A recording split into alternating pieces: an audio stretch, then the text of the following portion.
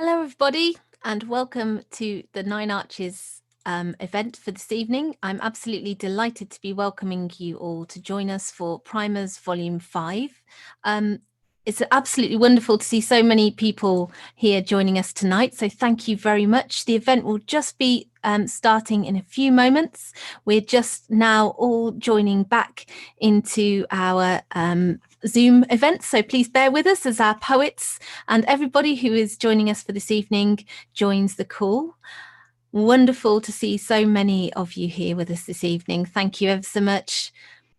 So to officially start our event, hello everybody and welcome to the Primers Volume 5 launch. I'm absolutely delighted to see a wonderful selection of readers joining us this evening, and very, very proud to be launching Primers Volume 5. Thank you so much to our lovely audience as well for joining us. I'm really thrilled that you'll be with us this evening. We've got some wonderful readings tonight from Krystelle Bamford, Claire Cox and Hannah Jane Walker. We've got Jacqueline Saphra, our editor and mentor for this current iteration of Primers, who will be talking through a little bit of an introduction for us this evening too, and a special guest poet for this evening from Primers Volume 4. I'm absolutely delighted to have a special guest, Lewis Buxton, as well, joining us. So thank you for coming along to join such a lovely evening tonight. We're really thrilled. The way this is going to work is we will have guest readings from each of our 3 Primers poets, a poem from Lewis and from Jacqueline as well, and we will also look forward very much to joining with you in a Q&A. So please do also consider any questions you might have for our poets this evening. Please do. We will look for those in the YouTube chat. So those of you watching us on YouTube, please feel free to engage, to cheer, to celebrate, and to add any questions you might have for Hannah, Claire or Krystelle, or for Jacqueline or Lewis as well, and about the whole Primers experience. So my name's Jane Commane. I'm from Nine Arches Press. We have been running Primers as a scheme for well over 5 years now, and I'm really delighted that Primers has continued, not least as we've been in the middle of lockdown and COVID-19 over the last 6 months. It's been quite a challenging time for lots of writers, but we've also been really conscious that the Primers scheme has something really valuable to offer to everybody. So I'm hoping that this is something that will be useful, sort of enjoyable event as well for sort of celebrating writers and celebrating all the things that they have to bring us, I think, in lots of ways, and especially in these times. And it's brilliant that so many people have turned out tonight to celebrate new writing as well, which is very much at the heart of what Primers was about. It was founded all those years ago with this sense that there were many really good writers out there who were not necessarily always finding the routes into publication that they might have wanted. So this is one way in which we hope that we can open the door for new writers, welcome them in, give them a platform and provide them both with publication through the Primers book, but also vitally what makes Primers quite different is that it's also a scheme that is designed to give those writers mentoring, development, advice and support, events, promotion, access to audiences in a wide variety of ways. So we're really, really pleased that Primers has returned, and we're especially delighted that Hannah, Krystelle and Claire are publishing with us and are all featured in Primers. So congratulations to you all. We are really thrilled for you, and I'm especially delighted that we are here online and able to celebrate your events in this way. So without further ado, what I'm going to do next is ask our reader, for the first reader for this evening, our special guest, Lewis Buxton, if he would like to read a poem for us. Lewis Buxton, please take it away. Hello, my name's Lewis. It's a pleasure to be with you all tonight. Before I forget, I just want to say a huge well done to Krystelle, Claire and Hannah Jane. I've read all of your work separately and I've found what I can of it online, and I'm so looking forward to, I ordered the Primers book today. I'm really looking forward to seeing the whole body of your work come together. Speaking of coming together, that was one of the most important things about Primers for me. I not only worked with the wonderful Kim Moore and Jane Commane of Nine Arches Press, but I worked in in a different way with Amelia Luley and Victoria Richards, who are two phenomenal poets who are both published in Primers Volume 4, as well as like working with like Sarala and Marvin and lots of other people who've been part of Primers in the past and feeling part of a sort of poetry community. And so I'd like to say thank you to them all, and thank you to the three of you here tonight who are continuing that legacy. The poetry community, as I first experienced it and hope to continue experiencing it, operates both literally and figuratively as a sort of pub. Poets are most often found at a bar somewhere, drinking something, and that's where I started my poetry journey, doing like open mics in pubs, and I still spend long hours in pubs with people like Hannah Jane, talking about poetry and drinking. And so I thought I'd do a poem that sort of celebrated the pub. I'm at the stage of lockdown that I'm currently at is I have developed an over-dependence on sriracha. I'm eating hummus with a spoon, and I'm sort of pacing up and down my garden talking to myself.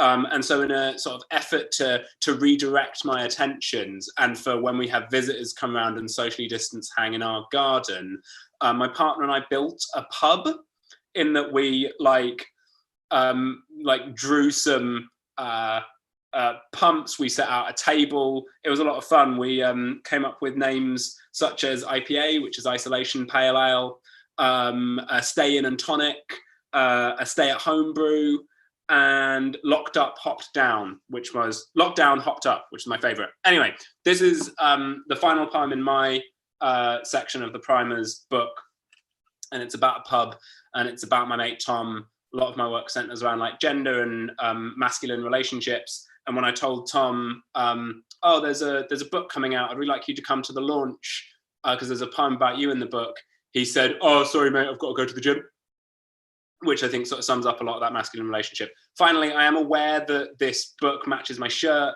I realized just as I sat down, this shirt was the shirt that I wore to the launch last year. I really don't want you to all think that I only own one shirt. Anyway, this poem is called Cues. It's for Tom. Thank you so much for having me. Cues. The pub's red and yellow glow keeps us still. Our beer sitting cheap and quiet at our elbows. Even the pool table's green stubble outgrows our beards, and in this light, we are beautiful. Our bodies look for angles, negotiating shots. I break the triangle's neat silence, and we hear the click of colours against one another. We learn when to be powerful, when to be soft.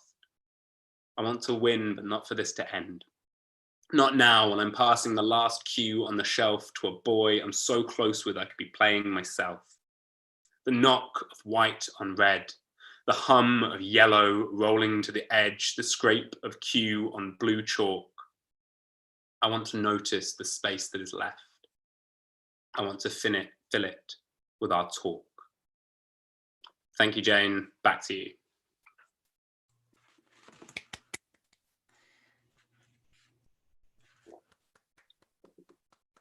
Thank you so much, Lewis. That was brilliant and wonderful to hear you reading, and just a wonderful thing in lots of ways to have a continuity between primers as well. It's just been a wonderful thing to have 5 books worth of poets passing that baton on. So thank you very much, Lewis, this evening for joining us. It was really, really good to have you opening the event and warming up the poetry audience out there for us as well. And I think it is so important too, this sense of what Primers enables poets to do. I'm also minded of Romelyn Ante, who launched her debut collection, who was a Primers poet, of some of the great writing that's being done by Primers poets out there. Geraldine Clarkson, who's just been published by Nine Arches, who was our first year was a Primers poet. So it's really wonderful to see all of that success for our writers as they continue and as things change and they are able to find their way to audiences, which is absolutely what we feel Primers is about. So thank you again, Lewis. I'm going to hand over to Jacqueline Saphra next, who's going to say a few words about the Primers volume 5 mentoring process and about her involvement with that. So, and she's also going to read us a poem. So will you please welcome our judge and editor and mentor for this year, the wonderful Jacqueline Saphra.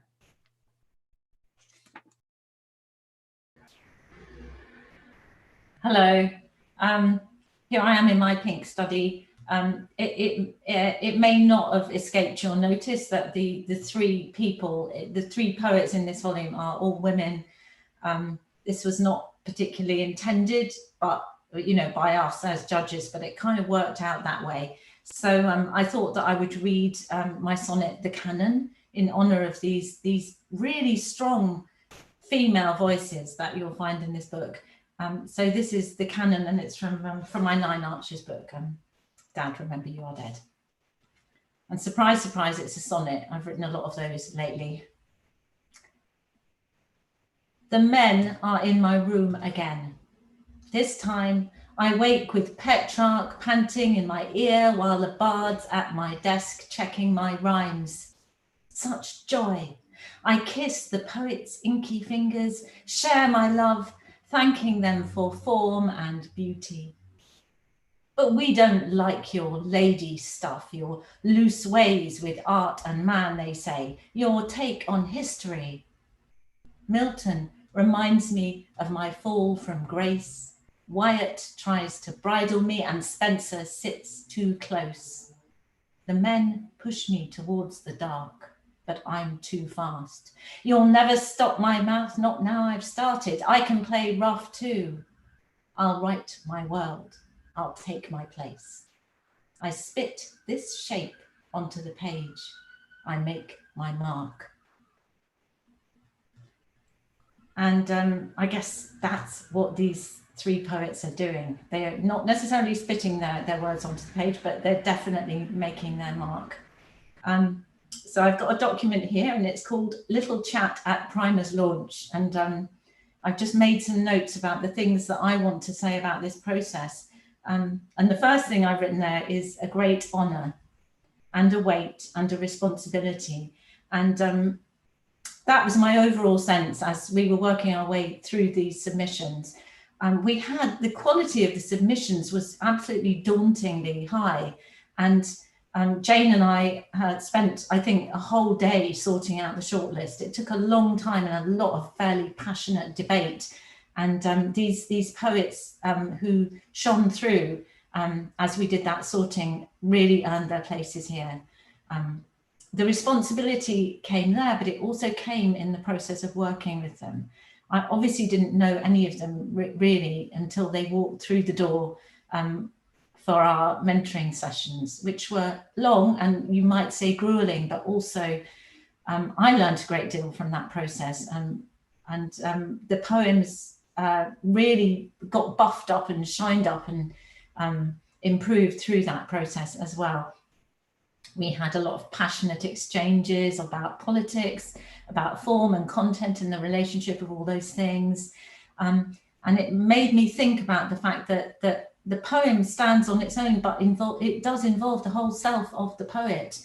It's a tremendous act of courage to put yourself out on the page and be published. And I think people often forget that that is very much part of the process. The courage to put in the energy, put in the time, put in the love and put in the work and make yourself vulnerable. And I think that all these poets give of themselves in the work that they've produced. It's really tremendous.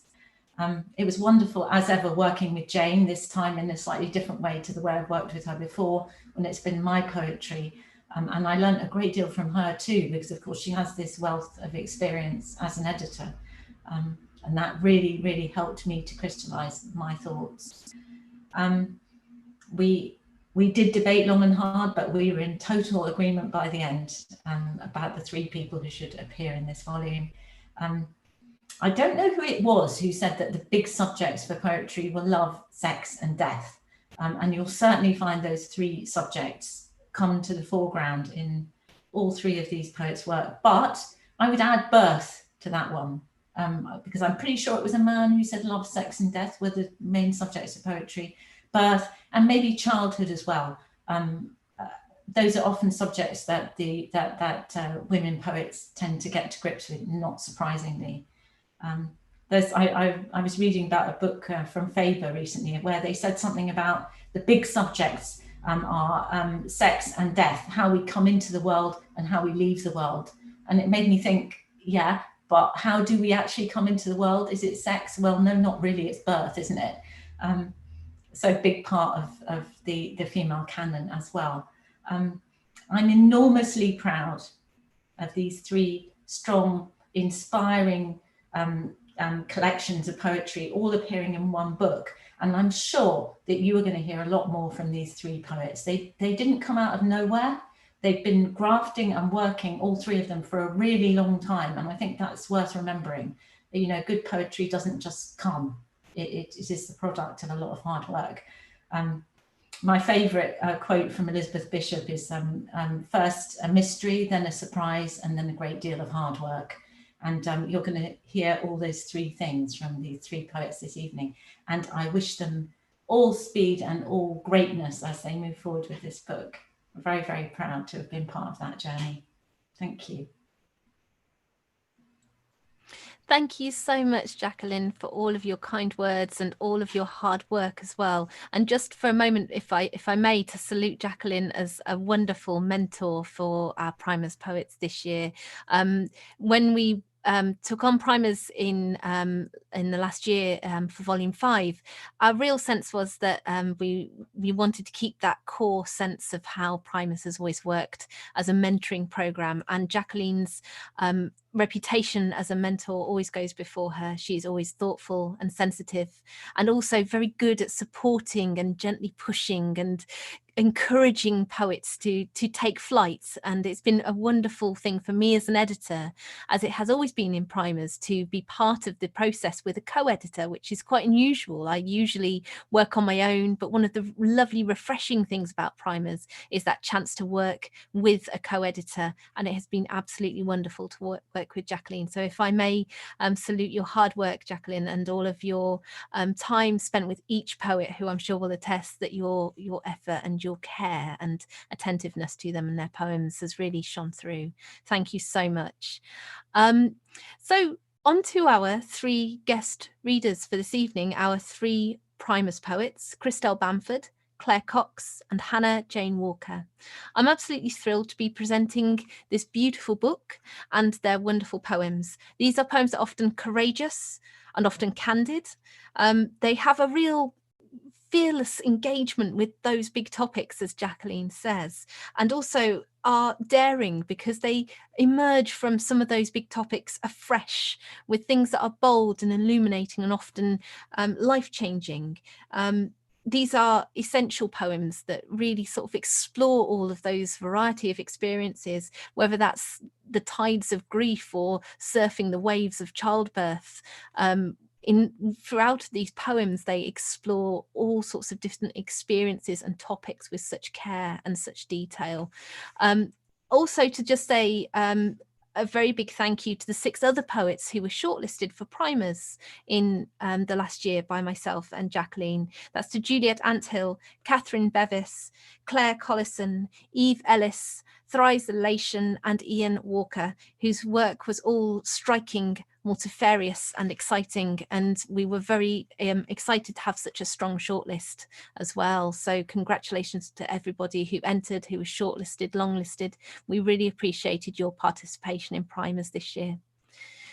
Our first reader is Krystelle Bamford. Krystelle's poetry has appeared in the American Poetry Review, the Kenyon Review, Under the Radar, the Scores, and in a number of anthologies. She received the Scottish Book Trust New Writers Award and was shortlisted for the Bridport Prize and longlisted for the 2019 National Poetry Competition. She was raised in the US and now lives in Scotland, where she worked for Canongate Books and completed a creative writing MLit at the University of St Andrews. And also to say that Krystelle's poetry, I was really drawn, I think both Jacqueline and I were really drawn to the stillness that's often within the heart of these poems. It has a real definite focus, a real attention to detail.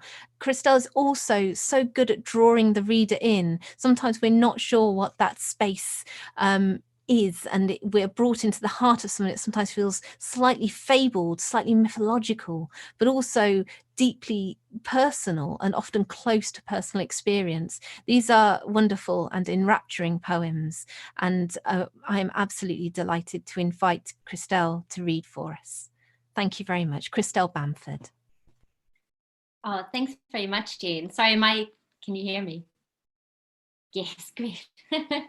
Oh, well, anyway, I just wanted to say how honored I am to be in this beautiful book with Claire and Hannah. It's been such a pleasure. We've seen quite a lot of each other over Zoom and hopefully one day in person. And huge thanks to Jane and Jacqueline and the whole Nine Arches team for putting all the support and hard work into making this. It's been amazing. And my copy has just arrived this morning, and my daughter saw it and she was like, "Oh, did someone put you in that rainbow book? That's amazing." And I was like, "Yeah, it's pretty good, isn't it?" So it has her endorsement. And just before I start, I want to say a big hi to my mom and my sister who are in the States. Hi, Mom. Hi, Emily. They've never seen me read before, so yeah, this is a first. And my mom took the afternoon off work, so thanks, Mom. And I'll be reading 5 poems this evening. Like Jane and Jacqueline were saying, I think they identified sort of 3 strands to the selection. It was sort of the death of my dad, which was from a cancer about 8 years ago, the birth of my daughter, and then there are a few stragglers which were about me and kind of whatever was rattling around in my head at the time. And so I thought, in the grand sort of poetic tradition of egocentricity, I'll just start with one about myself, and it's called Epiphany, Age 3. Epiphany, Age 3. I miss your apple bright pelt, my loaf, my oat, my snow-drowsed companion. Little face at the leaded glass, under the fur, and all the brittle fruit you'd hung the night before. It's those 3 magisterials of Orient Czar, weary, heavy with scent, swaying across star fields on reindeer, stepping from out the Dead Sea. You await them, their gifts, in the still of the night, in the boughs of your tree. And then the brilliance of morning, and then years and more years, and then me. And next, as I mentioned before, my dad passed away. It will be 8 years on the 6th of August, so it's quite, the anniversary is coming up. And he was a lot of things. He did a lot of odd jobs, but for most of his working life, he was a janitor at a small Christian college in the States. And in the States, the janitorial wing of a college is called the physical plant. And I think when you're little, you don't really understand what your parents do. And so I thought my dad did something kind of vaguely botanical. And so this is called Still Life with Janitor, Gordon College Physical Plant, Wenham, Massachusetts. God he loved to read. He was a seed, the staked ash sapling, then ash tree. He waxed their floors, held their keys, consumed their library. Under the resin of green glass lamps, he lived entirely. And all that time, a growth in him, the cat scan's livid weed. As he grew, it grew too, scalloped, knotted, dimming. And all that time he wiped their boards, he taught me everything. Sing it.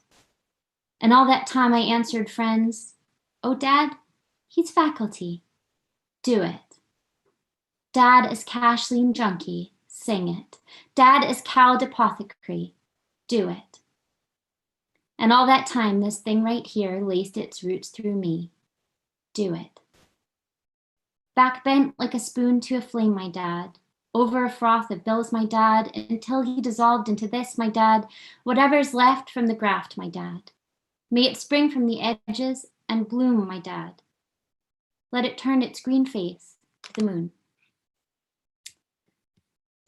And the next poem I'll be reading, sorry, let me find it. so nice to be able to read your poems out of a book. It's brilliant. The next poem I'll be reading is about those first few moments, or a few days or a few weeks or a few months after you become a parent for the first time. And it's basically like someone sort of deposited a small, perfect alien being in your lap and kind of shakes your hand and walks out the door. And it's, you know, for me, I was really sort of taken aback by how perfectly complete my daughter was when she was born. But babies are a closed system in a way. You know, it's really hard to kind of penetrate. You don't understand what they're thinking, and to be responsible for someone like that is incredibly overwhelming. And it feels, you know, almost impossible to kind of care for this alien creature. And that changes, of course, but this poem is about the very beginning when you don't know that will change. And it's called E.T. Marianne, when you were born, you were so beautiful, I thought you would kill me. A doorless craft on the forest floor. Festooned in guts, painted all over in my own DNA, you fooled no one, so obviously beyond my making. I was dying to ask all the usual questions. Where did you come from? Who sent you? To call in the shadowy experts and let them take you away to care for you expertly. You are so beautiful. I was sure they would want you. Who wouldn't, Marianne? Now you say bagpipes, spiderweb, Superman, please, as if this broken, reeling place were your own, fluent in the borrowed language of oxygen and heartache, practicing faces in the mirror, the tradecraft that will let you live among, let you leave again.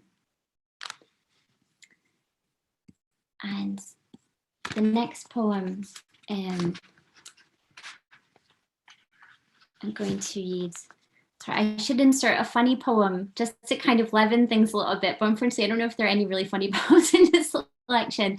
So it's another kind of, it's another poem about grief, but then I promise that's it, no more grief poems. That's the last one. And this poem is about my dad again. But I think when you're trying to write about grief, oftentimes you're trying to kind of bend it into something else. And often, you know, people write about deer, and deer are a metaphor. You know, it's something to kind of reveal something about ourselves to ourselves, and we try to kind of harness the kind of wild nature of them and make them into a mirror of ourselves. And when you are trying to write about grief and just the sheer physicality of death, it's really hard to get, everything just kind of slides right off of it. It's really hard to kind of pin anything to it. And so this poem is kind of me talking myself through making a metaphor for death or for grief through a deer. And it's called Two Lies. The deer. The deer creep as only deer can. They don't consider it creeping though. We parade on their backs, high gloss, patina on deck, like palanquins for heartbreak. But I suspect their hearts hold only tubers, sinew, bone, and teeth. On the last day, you didn't know me anymore from under the morphine's heavy brocade. So the deer, unmoved, are moved through patterns of light and sound by some deer-shaped force within. Or there still is the character for deer always bending its fine head to the ground forever.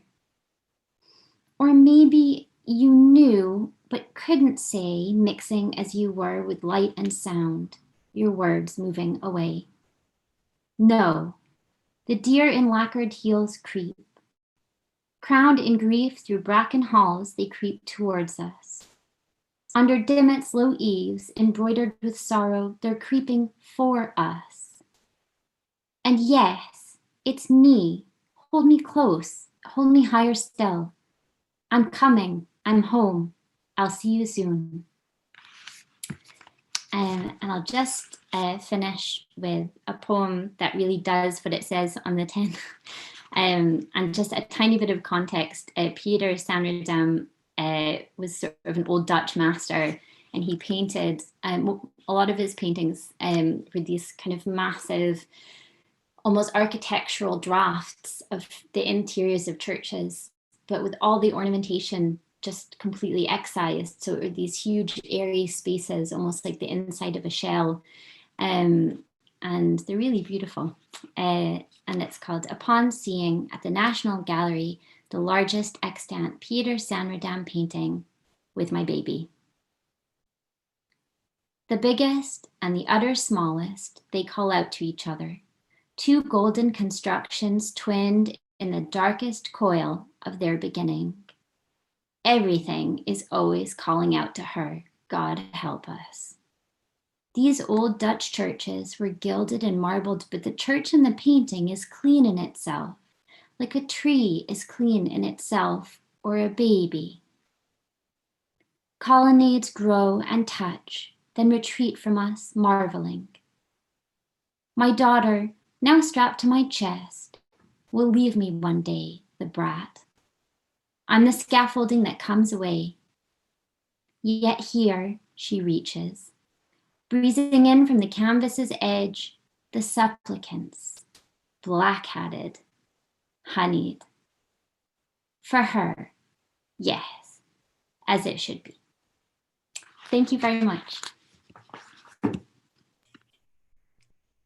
Thank you so much, Krystelle. What a beautiful reading. And that incredible line in the final poem, I am the scaffolding that comes away.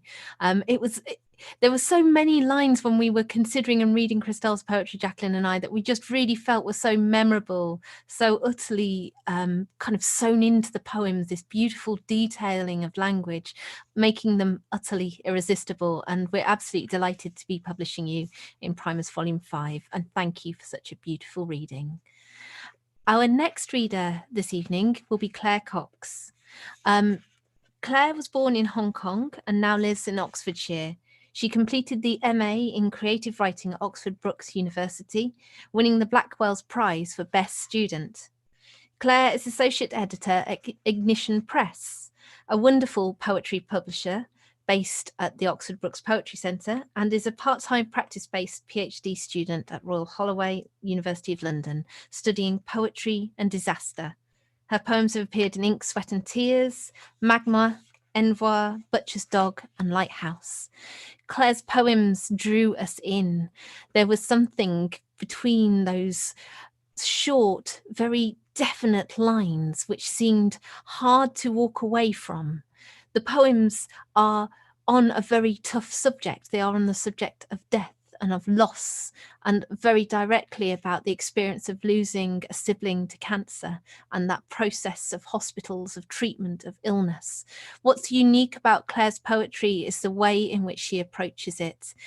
Her lines are often very spare but very direct, but there is also an indelible music in them. So it was a real delight to have read those poems, to have felt their power, their heft, and their complete sense of possessing and exploring and examining that subject, and bringing for the reader a real sense of presence in her poems, of witness as well. So I'm absolutely delighted to be presenting Claire Cox, who's going to read for us next. Thank you, Claire. Thank you so much, Jane. That was an amazing introduction.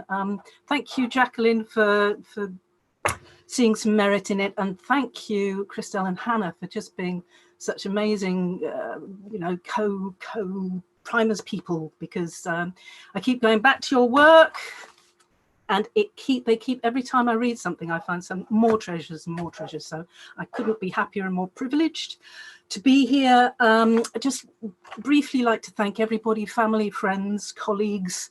It takes an absolute community to make a poet. So thank you to all of those who are far too numerous to mention.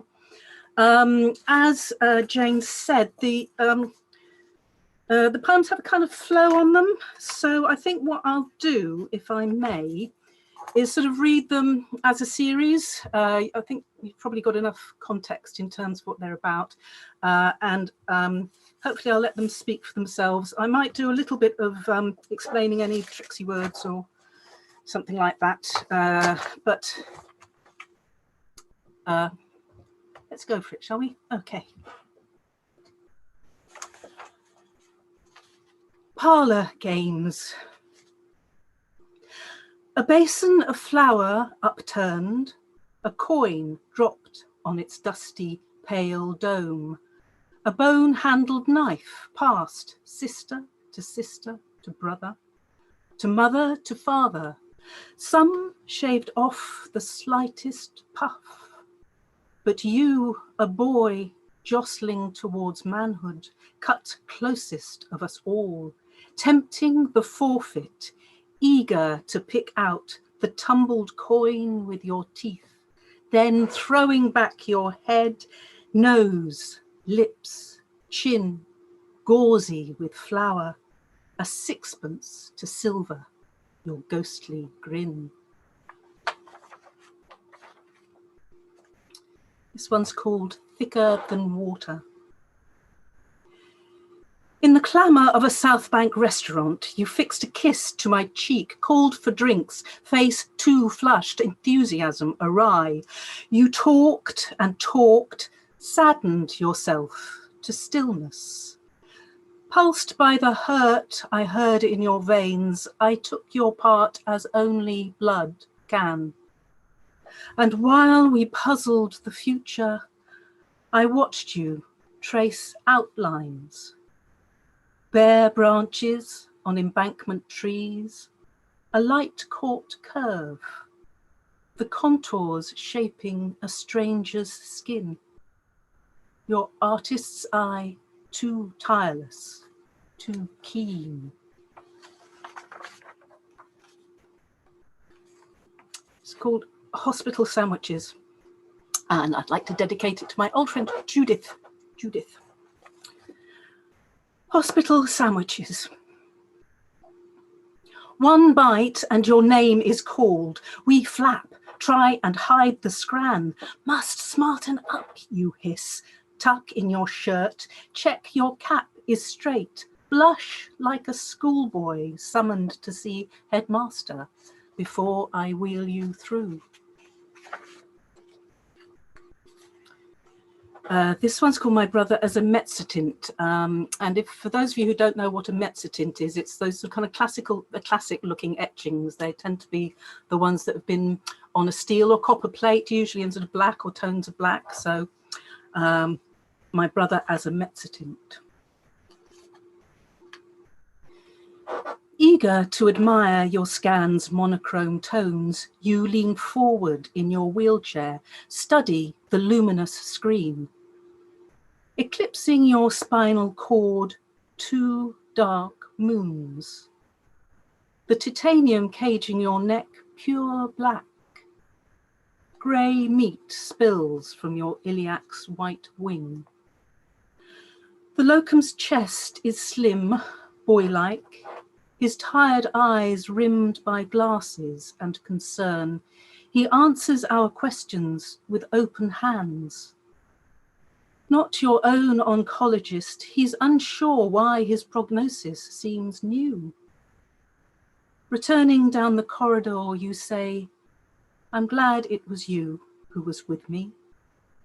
Reach across to flatter an old woman on her tiger-striped throw as we pass wheel to wheel.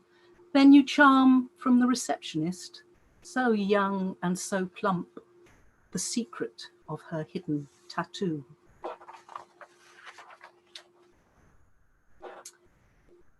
This one's called Entity. I mentioned later on something called an Ouroboros, which is that kind of symbol of a snake biting its own tail. It's sort of a symbol of eternity and, you know, cyclic kind of energies, really. So that will crop up in a minute. Entity. Lumped deep beneath the dean under thick-leaved laurels, 2 paces beyond your bungalow wall, broken stones, rats and blackness. The old ice house, its ruins like a tumour in the earth. Something rises from it, masses behind your bedstead. Its breath scares you awake. I help hang a talisman, 2 lizards, each with the other's tail between its teeth, a circle of bronze, unbroken, you cast from our mother's Chinese vase years ago. We both know there's magic in creation. We both hope your makeshift Ouroboros will be potent enough to lull the dark hunger, calm the bone-sucking chill. Soon your wife will return from her sisters. Don't tell her, you shush from your wheelchair. She'll not understand. This one's called Windsucker, which is the name of a horse which kind of nibbles the top of the railings, or as a kind of anxiety thing. So, Windsucker.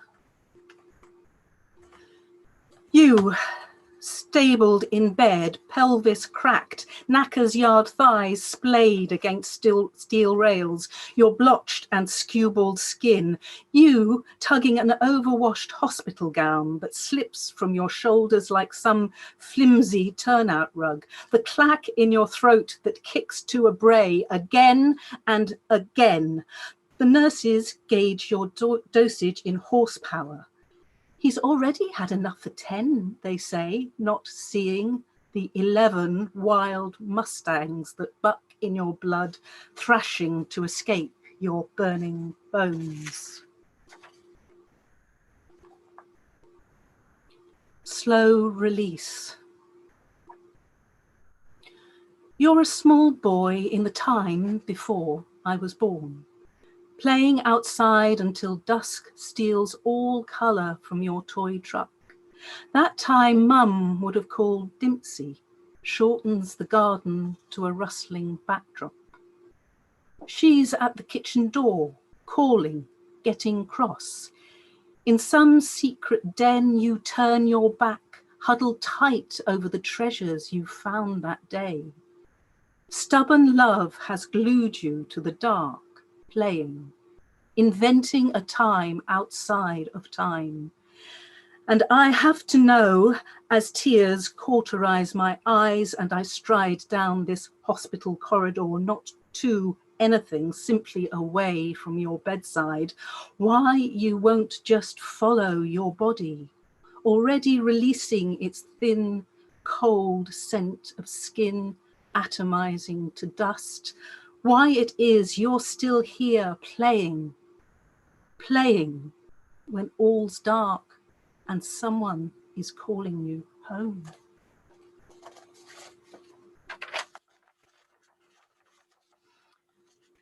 Two more fairly short ones. Just thank you again, 9 Arches, and thank you all for listening. And hope you enjoy the rest of the evening. So, 2 more to go. This one's for Ali and Jonas. Cortege. They choose a wicker coffin. On it, ferns plume wild like some mislocated forest floor. Your nephew and elder sister step up with shrunken spines, shoulder your weight. I walk behind, match their slow march, watch one woven handle, step by step, rub a pallbearer's ear to blood.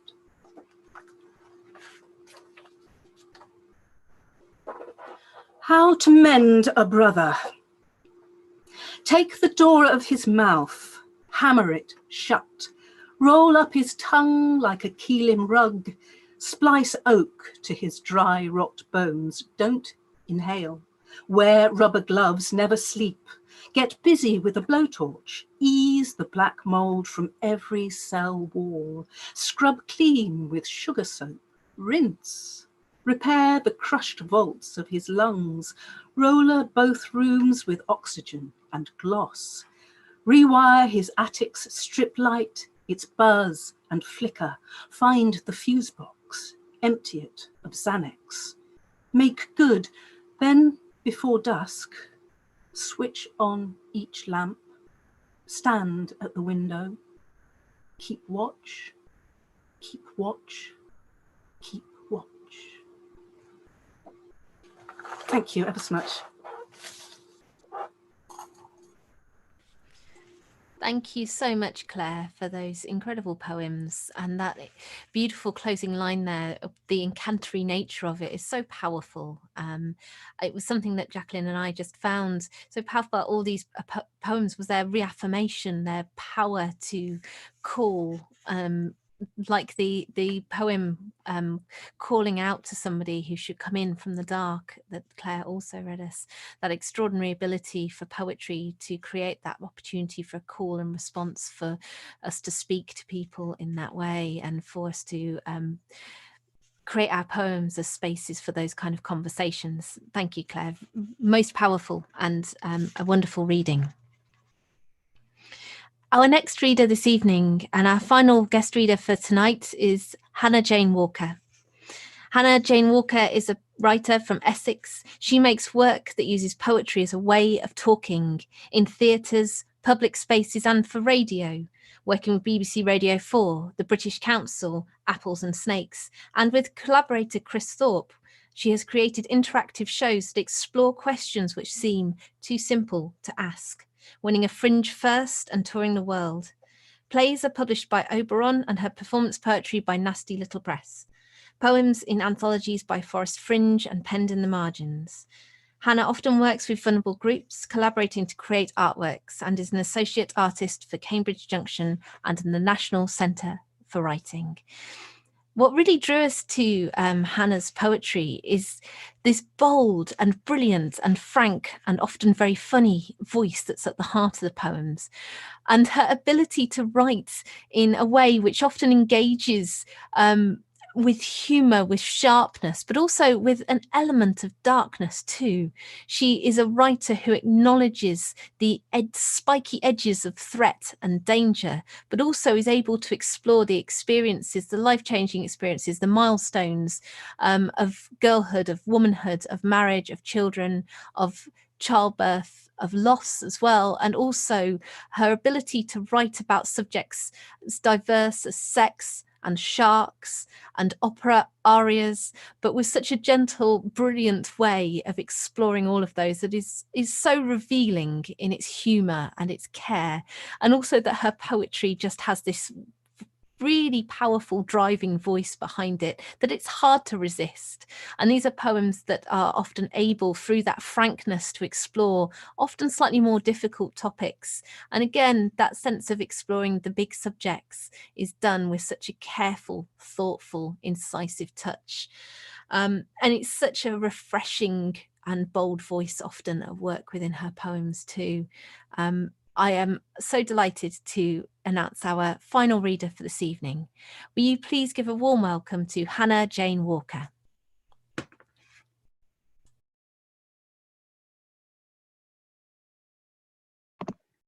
Hi. I feel, as I imagine some people watching might be too, very moved by having watched both Krystelle's and Claire's poems and listened to you. And I think I didn't really realise until I was listening to you how precisely grateful I am to be very specifically putting my poems out into the world alongside you guys and from within Nine Arches Press. So I just really couldn't be in better company and just really enjoyed listening to you both. You're both so talented. And I'm so happy that there's spaces like this for poetry. I'm so happy that anyone watching it. I'm just very happy. So the first poem that I'm going to do, I had to send a photograph off to my parents to tell them that I'm doing it, just to pre-warn them so that they I don't get worrying texts halfway through doing this. It's called A Study at 20. Frankly, there's a lot I don't even admit to myself. When I was in my 20s, I got really bloody minded about asserting my right to fuck whoever I wanted. And apparently, a lot of people wanted to fuck me. I did things that I can't quite face, but I do it to myself sometimes, reveal the truth in little squares. Some of the sex was excellent. Most of it was boring and required cleaning up. Once I slept with a man whose girlfriend was asleep in the next room. It ended up feeling like a job. I betrayed friends, replaced them with louder camper friends who bought me pastries and Vogue in bed. I used plates as ashtrays, took things that didn't belong to me, took things I didn't know the name of in the non-places that become places, that made me feel I could see inside myself.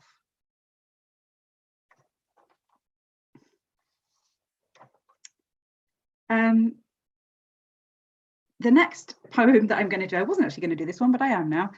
It's one of the shark poems. I've been terrified of sharks my whole life. I used to not put my head back in the bath when I was a child because I was convinced they were going to come up through the floor of the bath. It's been like, you know, you get those themes that just haunt you throughout your life. I don't know why I'm writing about them really.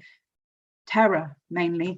So a few of the shark poems made it into this, and this is one of those. It's called The Shark Experience. When she's ready, hair capped, someone leads her lightly by the elbow past great pools of turquoise.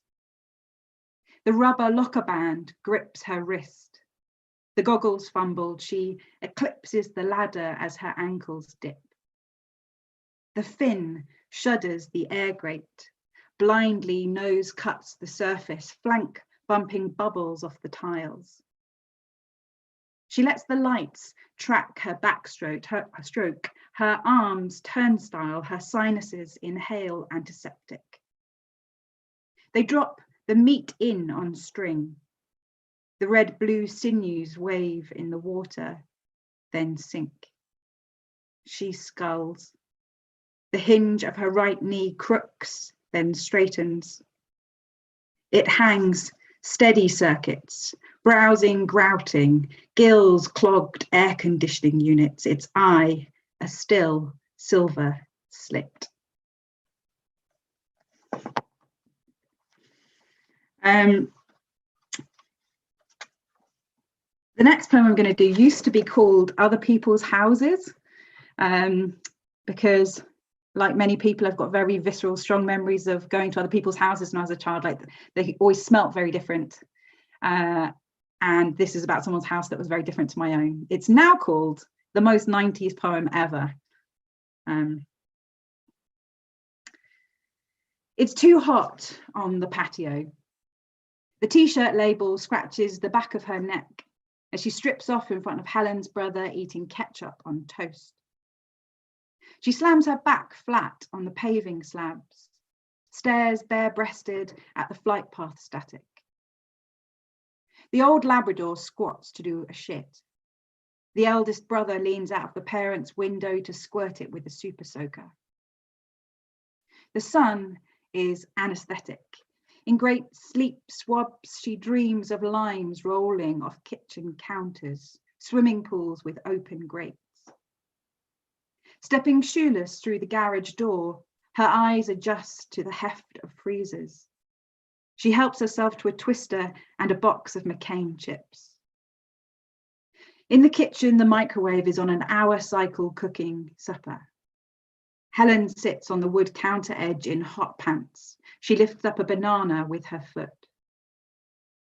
In the brothers' room, Pamela Anderson and empty Lynx. She lets them chase her with the super soaker around the sun loungers and into the sitting room to drip on the carpet by the fake fireplace. In the bathroom, she stares out the framed magic eye picture while she shaves her bikini line with the elder brother's razor.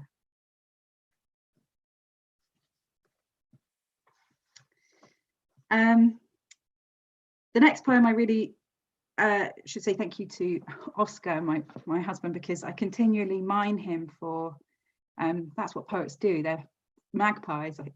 Every poet I've ever met is magpieing most of the time. You have to really watch them, but he's very gracious about it.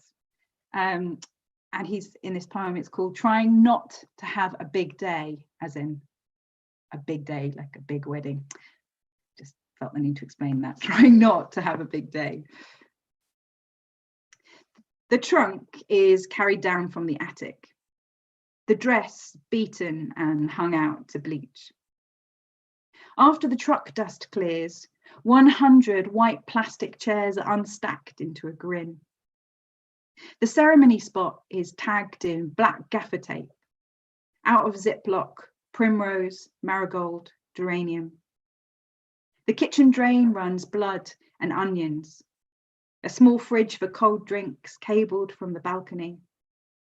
Rocks are washed to weigh down the napkins, white paper garlands shimmer building to building. The USB backup in a labeled envelope sellotaped to the underside of a speaker. The stage is swept. She washes her hair, plaits it, bracelets slip to her wrists. To him, she says, "It's just us. Let's go get on with it." Just going to do 2 more. Oscar's also in this one. Poor Oscar. This is called Through 5 Filters, and it's gone through very many, some poems go through very many versions of themselves, I think, before they find like a comfortable form, and I feel like it's finally found its comfortable form. And at the start of each stanza, there is a different suggested language, tone of voice that you speak these in. You won't hear it very dramatically in how I read it, but I will read the sort of essentially stage direction, which is at the top of the stanza. So Through 5 Filters. Plain spoken. We walked down to the sea because we'd given up hope that we would have a child. Lyric. This walk was to say goodbye to the idea, this tapering, untalked thing. Cosmopolitan. And when we got down to the water, which is like quite far as the tide goes miles and the sand is so beautiful and so different in every patch, I almost certainly said technical. If we ever do have a child and it is a girl, let's call her Thea because it is the name of the unknown planet that collided with Earth and produced the conditions for life. Colloquial. And your dad laughed and said, "You dickhead," and kissed me.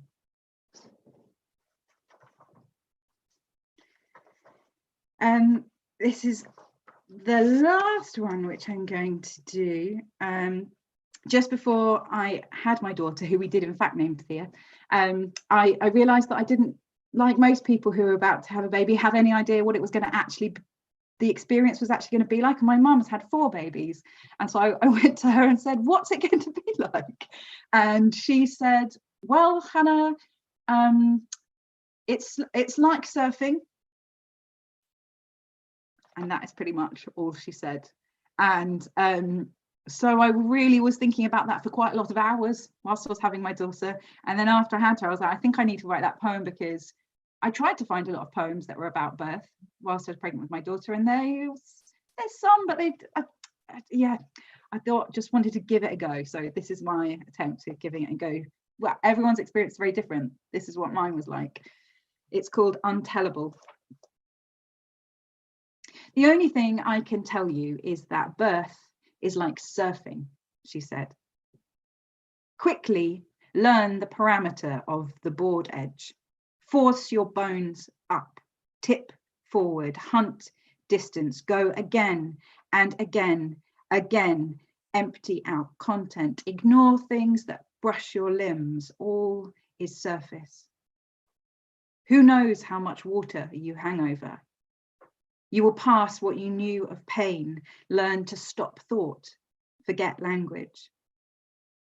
The leash attached to your ankle will vanish when you're inhaling water, scrabbling to exit. All is tied, continent shifts. A street you lived, your mother's kneecap, a piece of pearl at the bottom of a green plastic bucket. How far down the beach your belongings will seem. Things that belong to a stranger now, you'll think.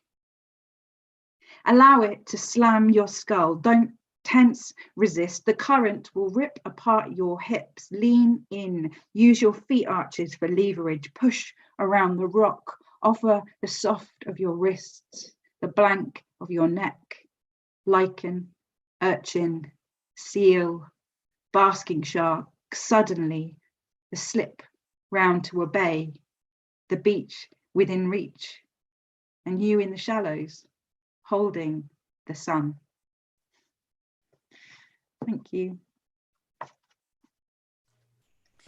Thank you so much, Hannah Jane Walker there, reading her poems from Primers 5. And what I love, and again, I think for both Jacqueline and I, there was a sense of real tenderness in these poems, that they are often outspoken and bold and direct, but there's also a real sense of tenderness and focus within Hannah's poems. And they often come across with so much sensitivity in terms of how they pick the images. That beautiful closing section in that last poem, just gorgeous, the way that the poem slips and moves and brings us back to shore. Thank you so much, Hannah. What a delight to hear you read this evening. And a huge thank you to both Hannah, Krystelle, to Claire, to all of our readers, to Lewis as our guest, and Jacqueline as well. It's been just wonderful listening to you, and congratulations again on Primers Volume 5. I'm going to bring you all back, all of our guests, into one room, one virtual room for the moment, so we can move on to the Q&A, and to give our audience a little bit of time to just think up a few questions as well. I thought, if it's okay, if I might ask the first question, which is sort of two questions, so I hope you'll forgive me. But I wanted to ask the poets how they had found the process of being mentored. Was there a moment, one particular moment of revelation for them, or was it more like a series of different things that came out of the mentoring advice that helped you to see the poems differently? And also to just ask what it was like to first see your poems in the book alongside the other poets' poems as well, what that felt like.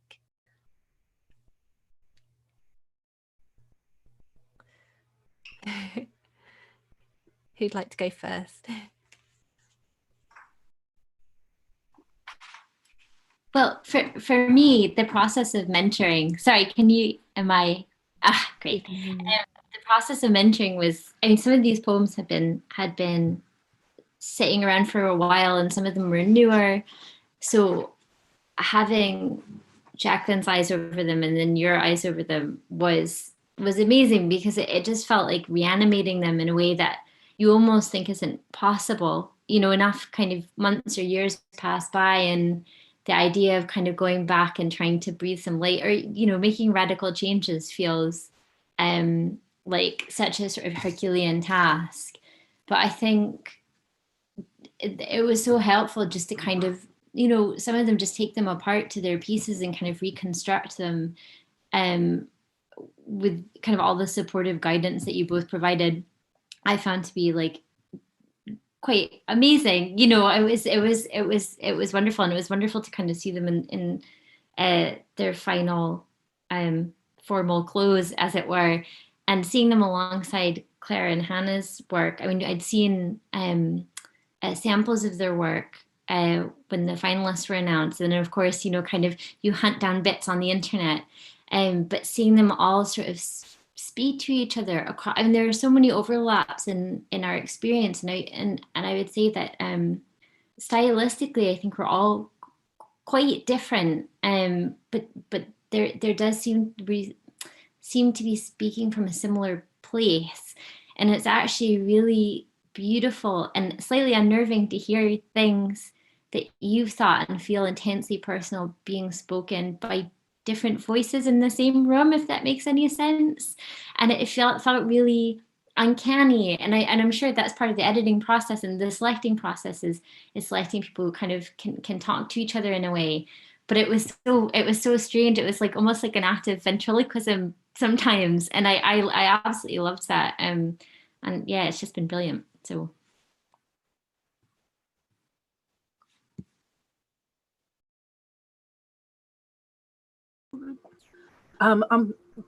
Looks like we're doing alphabetically again.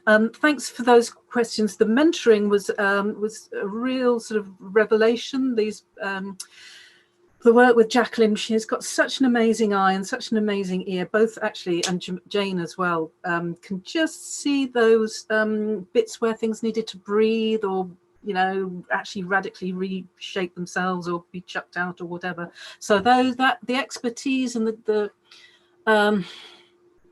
you know, these are amazing practitioners. We were absolutely privy to such experience and such nuance and such amazing stuff that it was you know, deeply dumbfounding, really, to be given that honor. But yes, finding the beating heart of the just going in surgically to what wasn't working or was hugely appreciated, and the collection has tightened up and loosened out in different ways, which is indicative, I think, of the poems actually finding their sort of shape and what they always wanted to be. So deeply indebted for the insistence of finding the poems that weren't quite there but are now. So fantastic for that. And in terms of the book, I genuinely don't know yet. I mean, I've had this amazing thing for 4 or 5 days. I've sent some out to people, and I keep going back to it. And I've read Krystelle's and Hannah Jane's with, as I mentioned before. Really, I kind of went, holy camole, who's this crumpled piece of cheddar cheese in this amazing sandwich? So, and as Krystelle said, that the themes, I don't know whether it was conscious or unconscious on the part of Jane and Jacqueline, but the themes just seem to echo around the whole collection in a truly beautiful way. So so I don't know yet. I'll let you know how I feel about it, because it's been a long time coming, and I am incredibly something that I don't know yet, but it is incredibly something. Thank you so much. And I agree with what Claire, with what you both said, but something particularly that Claire said, which is that the process of being mentored was, as with any piece of work you ever work on, is like being given the poems, and you were being given a bit of a big shake to try and get the stuck bits down out of like something to find their right place. That's what it felt like, in a really caring way, a caring shake. But two really sort of revelatory moments where I was like, oh, I didn't know that before, through work, both working with Jane and working with Jacqueline. Working with Jacqueline was really interesting, because it was like I came away a little bit speechless, because it was like being shown the back of your head in a hairdresser's, and you don't really know what the back of your own head really looks like, and you're like, oh yeah, in the sense that I don't really know what I was writing about. And Jacqueline went, these are some of the themes that you're writing about. I was like, oh, great, thank you so much, that's so useful. But like, sometimes you can't see that yourself for some reason. And then working with Jane, what was really interesting was that there was a few moments where like there was like some knotty phrases which weren't like coming free, and she just very simply said, and I'm going to use this, thank you, Jane, I'm going to use this in workshops. You very simply said, no, tell me what you mean here. And then you went, right, you just need to put that extra line, like you in poetry so often, like we'll pull like a bit of scaffolding out, thinking that it doesn't need that extra thought or something. And then actually it's not making sense anymore. And like you just put a line back in again. And that had never occurred to me that really you could do that. So that's really useful. And the process of being alongside the other poets' poems, I'm not a very teary person generally, but when the books arrived, I didn't expect to, but I felt really a bit overcome, and had to sit down in my special chair that I have next to me and send my daughter away to watch some cartoons to have a bit of time to like sit and look at it and hold it. And I felt very like for a long time I wanted to put poems out in the right place. I've got a great community of poets who I like create work with, but there's a different thing to putting stuff out into the world. It's a different beast. And so I just very much felt like I was in very good, hearty company. So it felt like a relief. That's what yeah. Thank you so much. What lovely answers. And I love the idea that mentoring is a little bit like being shown the back of your head, because metaphorically I just love the idea that there's something at the back of our minds that mentoring allows us to see, as well as sort of figuratively seeing the things you don't normally see because they're behind you in the hairdressers. It's such a great image. So thank you very much. We've had some really great questions coming in as well from our audience. So I'm going to ask those as we go along. We've probably got time for maybe 3, perhaps 4 questions, hopefully. So the first one comes from Linda Newbury, and she asks, did the 3 writers instinctively know that poetry was what they wanted to write? Or did they try fiction, drama, or something else along the way? Would you like to go first, Hannah? Just nodding because it's a good question, isn't it? I'm always really interested to know that with people. I'm really interested to know the answer to that with you two, with all of you. Yes, poetry came first, but in a way that I didn't know what it was, because it didn't match up to what we were taught at school. I actually thought there was something. It was like an illness or something, because I'd stay up very late at night and do this thing in my notebook, and then I'd hid it passionately, desperately hid it for like 12 years. And then, started doing plays and other types of writing, but like very much my first love and my default, apparently even write emails in poetry form. Not really aware that's, but just habit. I suppose that like different people's brains work in different ways. And I think what poetry is so good for is staccato types of thought sometimes. Obviously there's lots of different types of forms. I'm rambling at you, sorry. Yeah.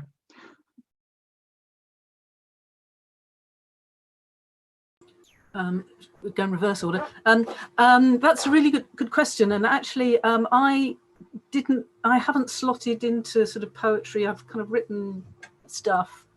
As a kid you write things, but actually I've tried lots of different ways of creative expression. So I did drama at university, so theatre and drama and acting were my first loves. I also love visual arts, as you may have gathered. My family is very visual arty. And I've done screenplay experiments because I love that mix of the visual and the word. And I've tried novels. And I completely can't cope with novels, because when you work and you've written something and then you go back at the weekend and you don't know if Miranda's in the cabbage patch or the boudoir where you've last left her. So actually the poetry was actually a kind of life-saving way of feeling creative in a small space and time, and something that you could produce in an afternoon and go, actually, yes, that's a creative thing and that's mine and I've made it. So the knack of what I've been learning is actually to see how much or how little poetry can hold in its beautifully formed little mechanism or space or whatever it does, and that is an endless fascination for me. So I'm addicted to it now, but I've kind of come around in a roundabout fashion to that particular art form. Hope that answers the question. What Claire just said about smallness, I think, so I'm like a purely poetry person, which is a really boring answer. I wish I could do other things as well. But I think for me, it was the smallness as well of poetry that I realize there's epic poetry, there's all sorts, but I really loved the idea that you could kind of hold it in your hand and it's yours, it's yours forever. As long as you can hold it in your head, that's it. And I think I shared a room with my sister growing up. And so I was really obsessed with the idea of like carving out my own little space and making things happen there and kind of like curating it. And I think poetry is just kind of another way of doing that. And I have tried to write prose, and I just can't get anyone to do anything. Like they're just 20 pages in, they're still sitting in the chair, the window is still closed. They've wanted to open the window for 20 pages, but they haven't made it there yet. So I just, my partner writes fiction, and I don't know how he does it, because I would love to get people to walk out of a room, but they're still there. So it's poetry for me. So. Thank you very much. Again, wonderful answers, and thank you again for our audience for these great questions. I've got one that's actually for me and Jacqueline, so we'll answer that one. It's a really good one. Franny asks, Jane and Jacqueline, how conscious was the selection of poetry in terms of it working together as a whole work of text? So I mean, it was something we discussed quite a lot, wasn't it, when we were putting together primers, was that sense that you have a trio of voices and how the selection would work. We talked about that quite a bit, didn't we? Feel free to pitch in as well, Jacqueline, and join us. It's yeah, we did. We certainly thought about it, but you know, there were crossovers in other people's work that we were considering as well. And I think that the primary driver here was where was the best poetry, and so that in fact, it wasn't actually until I heard all three of you reading that I really began to see how many cross currents were going on in these poems. But the poems were not chosen because they went together. They were chosen because they were just really great poems. Yeah, it was interesting, wasn't it, as well, because I think we're always really conscious in primers of having a really interesting mix as well of voices and doing something with the collection that hopefully brings in different themes. And it's interesting how sometimes that's not planned at all, and when we read it, quite often the first reading is completely anonymous, so we don't know who we're reading. We're just reading and enjoying the poems. We're selecting a shortlist of just under 10 usually that we really love. And then it's interesting how, actually, like you say, at this later stage, a lot more of the cross currents have become much more apparent. So perhaps that you initially sort of get a sense of tone and how those poets work together in terms of the tone and the feel of it. But ultimately, we went with the poems that we really felt we really loved, and that we felt that mentoring wise and development wise, there was real scope to enjoy working on those poems with those writers and to do all of those different things. There's quite a lot of different considerations, and the shortlist was so strong this year. It was really hard to make those choices, but it was ultimately a sense that there was something that would work, you know, as well as the poems that we really loved, that they would work together in sort of concert in some way, that we could bring something to each poet, hopefully, in terms of mentoring as well. And just that it's been a delight to then see how they chime together once they're in the book physically. I always think that's very interesting, and that also the way that the poets hopefully also quite often find that there's something really powerful that emerges out of being in a group with each other. Thank you. It's always an interesting question about the themes of things and how they sort of emerge and how they come together. We've got a question for Krystelle from Ben Bansfield, which is lovely because Ben was a Primers Volume 2 poet. So hello, Ben. Lovely to know you're there, and lovely to know you're watching and joining us tonight. Wonderful to have your company. Ben asks, regarding sequencing and ordering of poems in this volume, were there surprises for you along the way? Did opening and closing the poems emerge easily for you? It's an interesting question. I'm in terms of sequencing the poems, I needed a lot of help. And that was one of the huge things that both Jane and Jacqueline helped with. It's not something that I've ever really done before with this number of poems. And I don't tend to write thematically either. So it's not like a natural kind of order revealed itself.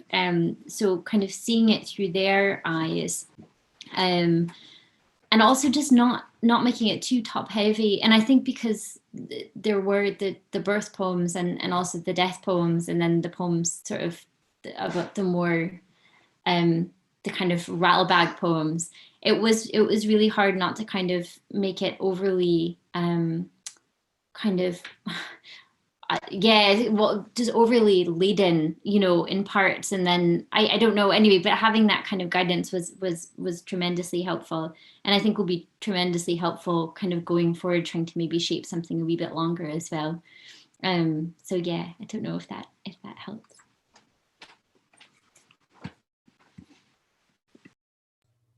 Thank you very much, Krystelle. That was wonderful. And I think it's really interesting having all these great questions as well, because it's illuminating all those different parts of making a collection of poems, of putting them together, which is a big part of primers.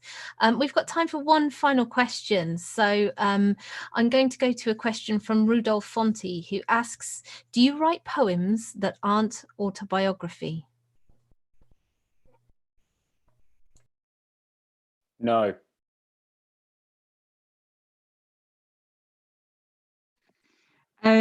Yes. And interestingly, though, in the selection process, it was revealed that they weren't as strong, which is interesting. That was interesting learning for me.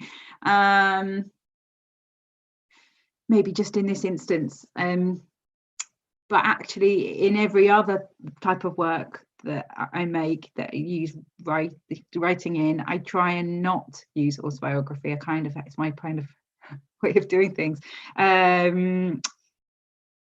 So yes, but not in this instance. They just weren't as strong poems. I'm not trying really hard not to say they weren't as good. They just weren't as strong.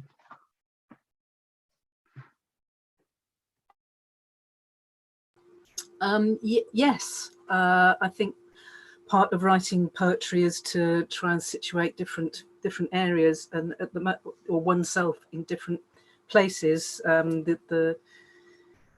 It's complicated because the eye isn't necessarily always the eye and all that kind of stuff. And also, but I'm looking very much at the moment at poetry of witness and the ethics of where we can situate comments on the world in which we live, which is, got huge, massive topics, crises, multiple crises that we can and should be engaging with, and how we situate ourselves and our writings within that ethically is something that I'm currently trying to explore.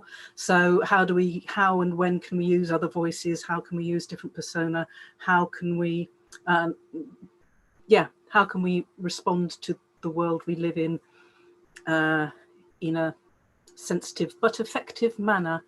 And you only find that out by doing it. So I'll let you know, I think. I think, yeah, it's difficult, isn't it? Because you're the filter really for all of this experience. So, if you are writing from kind of a place that is entirely kind of not you, you're still the filter that it's going through. So on some level, your own experiences are always going to be mixed in with the output. It naturally just has to be that way. But I don't know, it's really difficult. I think sometimes I think sometimes particularly women often, I think, are maybe not granted the license to write with other voices than their own. I think a lot of times, sorry, not to make it really political, but I think that a lot of times it's assumed that women writers are writing from completely their own vantage point and maybe aren't allowed the space to kind of have a really slippery eye, as Claire was saying. But again, it is really difficult to kind of say. And I think even for the poet, it's really difficult to say. I mean, sometimes you're exploring things that are incredibly unpleasant and you don't really want to identify your living, breathing self that goes to work and raises children with, the kind of unpleasant things that are pouring out on the page.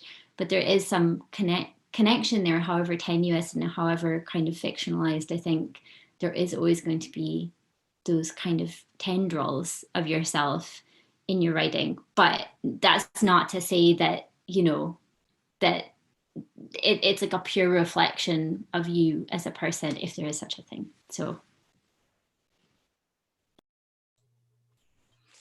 thank you so much. And thank you to everyone who's asked wonderful questions this evening. I think that's the last question for now. So that draws us to the end of our Primers launch. So it just remains really for me to say a huge thank you, first of all, to Jacqueline Saphra for your wonderful mentoring and editing, to Lewis Buxton for being our lovely poet from Primers Volume 4 for joining us to pass the baton on to our Primers Volume 5 poets. Thank you for joining us. That was wonderful. And to say thank you very much to our three special readers this evening, Krystelle Bamford, Claire Cox, Hannah Jane Walker. You can buy Primers Volume 5 on the Nine Arches Press website. And thank you to our wonderful audience joining us online this evening. Here we all are in lockdown, in our slippers, in our front rooms, cheering and enjoying poetry, celebrating the achievement of these wonderful, brilliant new writers. I wish them every best thing for their writing in the future. It is so heartwarming and exciting and full of joy to be launching poetry books despite everything else that's going on in the world, that poetry is still happening. So I wish all of these writers every best success for the future and look forward to seeing everything that comes next for them also. And thank you to our audience for turning up, for showing up. We do have a support us button on our website. So if you're coming along to our events and enjoying them, please either buy a book, or if you want to, make a donation, or whatever you would prefer, a little bit of both. We really don't mind, but every little bit of support at the moment is really helpful to arts organisations like ourselves who are continuing to do things despite everything else that's happening. So your support is always very much appreciated. Thank you for joining us. Thank you for being with us. And I'm now going to invite all of our guests to unmute themselves to join us in a final applause. And then that will be the end of tonight's event. Thank you, everybody, for joining us. Good night.